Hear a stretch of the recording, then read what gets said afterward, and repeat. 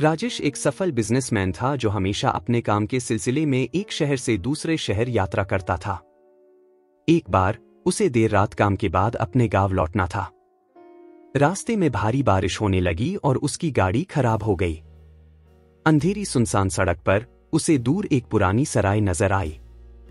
उसने सोचा कि रात वहीं बिताई जाए और सुबह गाड़ी ठीक करवाई जाए। सराय में पहुंचते ही उसे लगा कि जगह कुछ अजीब थी। चारों ओर खामोशी, पुरानी दीवारें और हर कदम पर एक अजीब सी सिहरन। सराय के मालिक, एक बुजुर्ग आदमी, ने उसे एक कमरा दे दिया। कमरे में दाखिल होते ही राजेश को लगा जैसे कमरे में पहले से ही कोई मौजूद था। उसने नजर दौड़ाई लेकिन वहां कोई नहीं था। थकान के कारण उसने सोचा कि वह सिर्फ उसका वहम होगा। कुछ देर बाद जब वह सोने की कोशिश कर रहा था, तभी अचानक खिड़की पर दस्तक हुई। राजेश ने सोचा कि हवा की वजह से हो सकता है, लेकिन तभी दस्तक और तेज हो गई। उसने खिड़की खोली तो देखा कि बाहर कोई नहीं था। तभी कमरे के कोने से किसी के चलने की हल्की आवाज आई। उसने मुड़कर देखा और उसके होश उड़ गए। कोने में एक औरत खड़ी थी, सफेद साड़ी में, बिखरे हुए बालों के साथ। वह धीरे धीरे राजेश की तरफ बढ़ने लगी।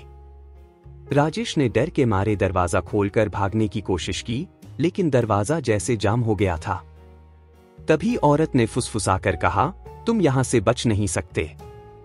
ये सराय कभी किसी को जिंदा नहीं छोड़ती।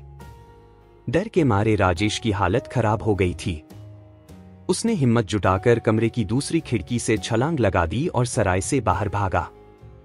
बाहर पहुंचते ही अचानक सब कुछ सामान्य लगने लगा। सराय कहीं गायब हो चुकी थी।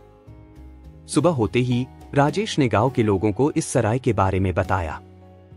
उन्होंने बताया कि वह सराय 50 साल पहले जल चुकी थी और उस हादसे में मरने वाले लोग अभी भी वहां फंसे हुए हैं। राजेश को समझ में आ गया कि वह रात उसने एक भूतिया सराय में बिताई थी और वह किसी चमत्कार से जिंदा बच पाया था। लेकिन अब वह हमेशा के लिए इस अनुभव से डरकर जिया। अंत।